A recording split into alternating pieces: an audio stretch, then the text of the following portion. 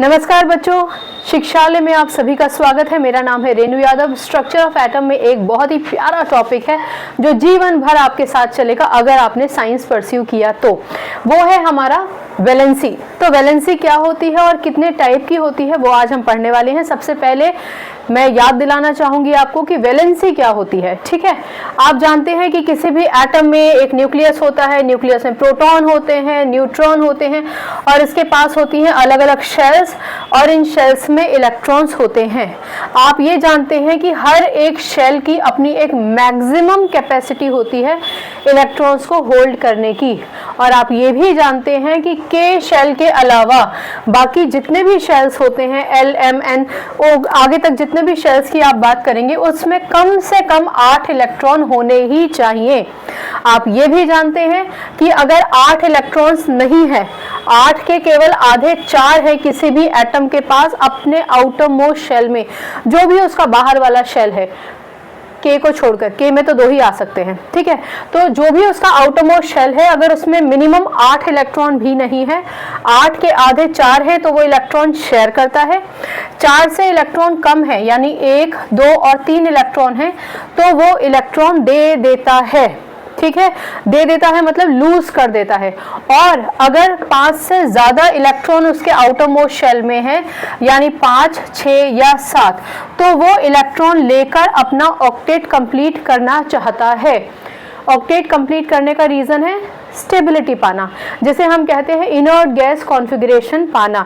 Inert gas configuration का मतलब होता है कि भैया स्टेबल हो गए, अब हमारे पास हमारे आउटर मोस्ट शेल में 8 इलेक्ट्रॉन है, अब हम स्टेबल हो गए हैं। तो ये जो स्टेबिलिटी के लिए इलेक्ट्रॉन को देना या लेना होता है या शेयर करना होता है, तो कितने इलेक्ट्रॉन लिए, कितने इलेक्ट्रॉन दिए, कितने इलेक्ट्रॉन शेयर किए, उससे आपको पता चलता है कि एटम की वैलेंसी क्या होती है। वैलेंसी पर एक अलग लेक्चर भी है, आप चाहें तो वो जाकर देख सकते हैं। रिवीजन मैंने यहाँ पर करा दिया। तो कितनी टाइप की वैलेंसी होती है आइए हम डिस्कस करते हैं। एक तो होती है हमारी इलेक्ट्रो वैलेंसी और दूसरी हमारी होती है को वैलेंसी। आज के लेक्चर में हम बात करेंगे इलेक्ट्रोवैलेंसी की। तो कोवैलेंसी फिलहाल मैं हटा देती हूँ। फिलहाल एक बात आपको याद दिला दूं कि covalency is related to sharing of electron. ठीक है, पर आज हम किसकी बात करेंगे? आज हम बात करेंगे इलेक्ट्रोवैलेंसी की। देखो बच्चों, इलेक्ट्रोवैलेंसी 2 तरीके की होती है। एक तो पॉजिटिव इलेक्ट्रोवैलेंसी, ठीक है, और दूसरा है नेगेटिव इलेक्ट्रोवैलेंसी। ठीक, इन दोनों को आज हम डिस्कस कर लेंगे। राइट, चलिए। इलेक्ट्रोवैलेंसी, वैलेंसी 2 तरीके की है। इलेक्ट्रोवैलेंसी का अब हम डिस्कशन करने जा रहे हैं। इलेक्ट्रोवैलेंसी क्या होती है? एक एलिमेंट लेते हैं और उस एलिमेंट का एटॉमिक नंबर भी लिख लेते हैं। एलिमेंट है हमारे पास सोडियम। ठीक है, सोडियम, सोडियम को हम सिंबलाइज करते हैं Na से। ठीक, इसका एटॉमिक नंबर है 11। 11 सबसे पहले जब कभी भी आप एटॉमिक नंबर लिखते हैं शुरुआत में, क्योंकि अभी आप इनिशियली सीख रहे हैं ना वैलेंसी क्या होती है, वैलेंस इलेक्ट्रॉन्स क्या होते हैं, तो हमेशा याद रखिए कि एटॉमिक नंबर आपको पता है ना, तो सबसे पहले उसका कॉन्फ़िगरेशन लिखिए। कॉन्फ़िगरेशन का मतलब K, L, M शेल, आगे भी हो सकते हैं शेल्स डिपेंडिंग ऑन कि कितना एटॉमिक नंबर है। अभी हमारे इन 3 शेल में ही ये 11 का डिस्ट्रीब्यूशन हो जाएगा, 11 इलेक्ट्रॉन का डिस्ट्रीब्यूशन हो जाएगा। पहले शेल में रूल के हिसाब से 2 इलेक्ट्रॉन होने चाहिए, दे दिए।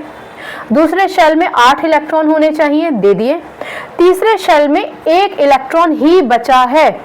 मैक्सिमम कैपेसिटी कितनी है? 18 की। स्टेबिलिटी कितने में हो जाती? कम से कम 8 तो होते, 8 तो है नहीं, 8 का 4 होता तो शेयर कर लेता। लेकिन ये कौन सी कैटेगरी में आता है? इस कैटेगरी में। यानी सोडियम एक ऐसा एलिमेंट है जिसके पास 8 इलेक्ट्रॉन तो होने की संभावना है ही नहीं, लास्ट वाले शेल में 1 इलेक्ट्रॉन है। यानी वो उस ग्रुप में, उस कैटेगरी में आता है जहां पर अगर वो अपना इलेक्ट्रॉन दे देगा, अगर वो अपना 1 इलेक्ट्रॉन दे देगा, मैं यहाँ बता देती हूँ, ये है सोडियम, ये मान के चलिए सोडियम का एटॉमिक स्ट्रक्चर है, K शेल में 2 इलेक्ट्रॉन, L शेल में 8 इलेक्ट्रॉन, ठीक है, और हमारे M शेल में 1 इलेक्ट्रॉन। तो मान लीजिए अगर सोडियम ये इलेक्ट्रॉन किसी को दे देगा तो इसका ये वाला जो शेल है हम यहाँ से हटा दें, तो अब इसके पास L शेल रह जाएगा और इसमें 8 इलेक्ट्रॉन है, और स्टेबिलिटी के लिए बाहर वाले शेल में मिनिमम 8 इलेक्ट्रॉन होने चाहिए K शेल के अलावा। ठीक, चलो बहुत बढ़िया, यानी सोडियम इस अपने 1 इलेक्ट्रॉन को दे देगा। अब किसको दे रहा है अभी हम उसकी बात नहीं कर रहे हैं। न्यूट्रॉन कितने हैं उसका भी जिक्र हमने नहीं किया है, ठीक है, उसकी जरूरत भी नहीं है। ये बात समझ लीजिए, number of electron is always equal to number of proton, यानी 11 इलेक्ट्रॉन है तो 11 ही प्रोटॉन होंगे। चलिए, सोडियम अपना 1 इलेक्ट्रॉन दे देगा, किसको देगा अभी हम उसको वो इंपॉर्टेंट नहीं है, क्योंकि सोडियम ने अपना 1 इलेक्ट्रॉन दे दिया तो उस पर आ जाएगा Na1 पॉजिटिव चार्ज। आप चाहें तो Na1 पॉजिटिव ऐसे लिख दीजिए, नहीं तो आप ऐसे भी लिख सकते हैं। आप यहाँ चाहें तो Na माइनस E नेगेटिव लिख सकते हैं, चाहे तो 1 लिख दीजिए। 1 अगर नहीं लिखा जाएगा तभी भी ये अज्यूम करेंगे कि 1 है, ठीक है। और E नेगेटिव इलेक्ट्रॉन पर हमेशा नेगेटिव चार्ज होता है, इसलिए ऐसे सिंबलाइज करते हैं E नेगेटिव। चलो बहुत बढ़िया। अब अगर आप देखेंगे तो ये वाला जो सोडियम एटम था, इस सोडियम एटम के पास कुल 11 इलेक्ट्रॉन थे। उन 11 इलेक्ट्रॉन में लास्ट वाला जो इलेक्ट्रॉन था M शेल में था, 1 ही इलेक्ट्रॉन था, इसको दे देने में ही भलाई थी ताकि सोडियम स्टेबिलिटी गेन कर सके। स्टेबिलिटी गेन करने का मतलब है इलेक्ट्रॉनिक गैस कॉन्फ़िगरेशन पा सके, इनर्ट गैस कॉन्फ़िगरेशन पा सके। इनर्ट गैस हीलियम, नियन, आर्गन, क्रिप्टन, ये सारे इनर्ट गैसेस ही है ना, इनकी स्टेबिलिटी कंप्लीट होती है, उनके आउटरमोस्ट शेल कंप्लीट होते हैं। कोई भी एटम चाहता है कि वो स्टेबिलिटी गेन कर ले, जिसे हम इनर्ट गैस इलेक्ट्रॉनिक कॉन्फ़िगरेशन या इनर्ट गैस स्टेबिलिटी भी कहते हैं। तो देखो बच्चों, अब सोडियम के पास ये जो सोडियम है ना, ये कहलाया जाएगा आपका सोडियम आयन, ठीक है। पर्टिकुलरली हम इसको क्या कहेंगे, कैटायन। ये कहानी आप पहले भी कई बार सुन चुके हैं। अब इस सोडियम के पास कुल मिलाकर 10 इलेक्ट्रॉन रह गए, यानी पहले शेल में 2 इलेक्ट्रॉन और दूसरे शेल में 8 इलेक्ट्रॉन। जिस शेल में जितने इलेक्ट्रॉन होने चाहिए थे स्टेबिलिटी के लिए उतने इलेक्ट्रॉन हो गए, ये शेल तो आपका खत्म ही हो गया। तो यहाँ हुआ क्या, यहाँ ये हुआ कि कोई एलिमेंट, एटम अपना 1 इलेक्ट्रॉन देकर स्टेबिलिटी गेन कर रहा है। तो इलेक्ट्रॉन कितने गए, 1, यानी सोडियम की वैलेंसी कितनी हो गई, वैलेंसी हो गई 1, ठीक है ना। वैलेंसी में हम यूजली 1 पॉजिटिव या नेगेटिव नहीं लगाते हैं, पर अगर कहीं किताब में आप लिखा पाएं कि सोडियम की वैलेंसी +1 है तो इट्स ओके, नो प्रॉब्लम, ठीक है। नहीं तो आप सिर्फ कह सकते हैं कि सोडियम की वैलेंसी 1 है, ठीक। अब आप देखिए कि क्योंकि सोडियम ने अपना 1 इलेक्ट्रॉन किसी को दिया, इसलिए उसके पास पॉजिटिव चार्ज आया, इसलिए ये जो वैलेंसी कहलाई जाएगी, this will be positive electrovalency. Positive electrovalency, positive क्योंकि उसने इलेक्ट्रॉन दिया इसलिए उस पर पॉजिटिव चार्ज आया, इलेक्ट्रो क्योंकि इलेक्ट्रॉन के देने की वजह से, और वैलेंसी को सिंबलाइज करता है कि उसकी वैलेंसी क्या है। यहाँ एक बात ध्यान रखिए, आउटरमोस्ट शेल में कितने इलेक्ट्रॉन प्रेजेंट हैं वो एटम के वैलेंस इलेक्ट्रॉन्स होते हैं। कुछ बच्चे कंफ्यूज हो जाते हैं कि वैलेंसी और वैलेंस इलेक्ट्रॉन क्या होते हैं। तो किसी भी एटम के आउटरमोस्ट शेल में जितने इलेक्ट्रॉन होंगे वो उसके वैलेंस इलेक्ट्रॉन कहलाए जाते हैं। और ये जो आउटर शेल होता है इसको वैलेंस शेल भी कहते हैं। लेकिन कोई भी एटम कितने इलेक्ट्रॉन देगा या लेगा या शेयर करेगा, उससे पता चलता है कि उसकी वैलेंसी कितनी है। वैलेंसी अलग शब्द है। वैलेंसी का मतलब है व्यापार, देना लेना या शेयर करना, खुद को स्टेबल करने के लिए। समझ में आया? चलिए अब एक चीज मैं चाहती हूं कि आप और समझ लीजिए। आज इस लेक्चर में मैं सिर्फ पॉजिटिव इलेक्ट्रोवैलेंसी की बात करूंगी, अगले लेक्चर में हम नेगेटिव इलेक्ट्रोवैलेंसी की बात करेंगे। एक और कॉन्सेप्ट समझ लीजिए कि आखिरकार इलेक्ट्रोवैलेंट क्या होता है, इलेक्ट्रोवैलेंट कंपाउंड क्या होते हैं। इलेक्ट्रोवैलेंट कंपाउंड का मतलब है, जैसा कि मैंने लेक्चर में कहा कि सोडियम ने किसको इलेक्ट्रॉन दिया वो मैटर नहीं करता फिलहाल इस लेक्चर में, पर अब इलेक्ट्रोवैलेंट कंपाउंड क्या होते हैं वो जानने के लिए आपको ये जानना जरूरी है कि उस इलेक्ट्रॉन का होता क्या है।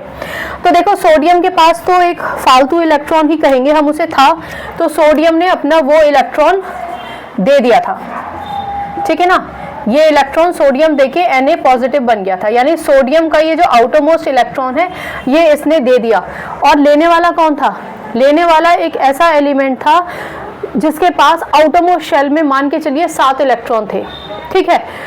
Example chlorine, chlorine atomic number Cl, symbol Cl, atomic number 17, configuration 287, यानी आउटर मोस्ट शेल में उसके पास 7 इलेक्ट्रॉन है।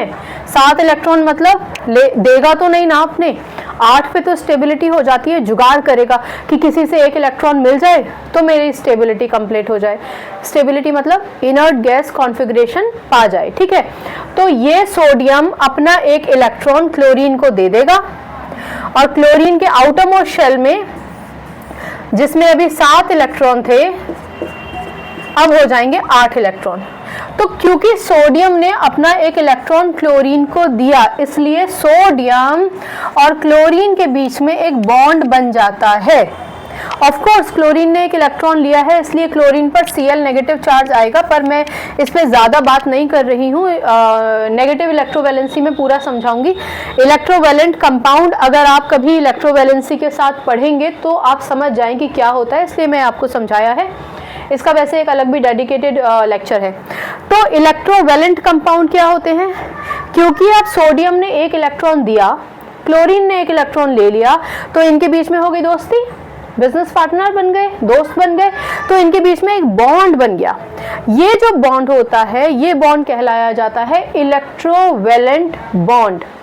आई रिपीट, जब कोई एलिमेंट अपना एक इलेक्ट्रॉन किसी को दे दे, 1 दे दे, 2 दे दे, 3 दे दे, उतने ही दे सकता है, या कोई दूसरा एलिमेंट इलेक्ट्रॉन ले ले 1, 2 या 3 डिपेंडिंग ऑन उसकी क्या रिक्वायरमेंट है, तो देने और लेने वाले के बीच में एक बॉन्ड बन जाता है। उस बॉन्ड को हम कहते हैं इलेक्ट्रोवैलेंट बॉन्ड, इलेक्ट्रोवैलेंट बॉन्ड। और उस कंपाउंड को क्या कहते हैं? Electrovalent compound. तो यहाँ पर ये बॉन्ड हम अक्सर नहीं दिखाते हैं, NaCl लिख देते हैं, जानते ही होंगे नमक, NaCl इज सोडियम क्लोराइड, नमक, राइट। तो ये जो इलेक्ट्रॉन देने की वजह से जो बॉन्डिंग इन दोनों के बीच में बन गई, उसकी वजह से जो बॉन्ड बना वो इलेक्ट्रोवैलेंट बॉन्ड है, और जो कंपाउंड बना वो इलेक्ट्रोवैलेंट कंपाउंड कहलाया जाता है, ठीक है। अब ये लेक्चर डेडिकेटेड था पॉजिटिव इलेक्ट्रोवैलेंसी समझाने के लिए, लेकिन ये भी बातें बताना ज़रूरी है ताकि अगर आप किताब पढ़ रहे हैं तो आप कंफ्यूज ना हो जाएं, ठीक।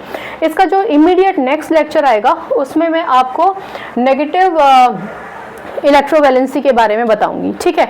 अब हर बार की तरह कोई कन्फ्यूजन है तो भैया पूछ लो, कन्फ्यूजन पूछोगे तो फिर आपको केमिस्ट्री में कभी प्रॉब्लम नहीं होगी, केमिस्ट्री से रिश्ता बहुत मजबूत बना रहेगा, ठीक है।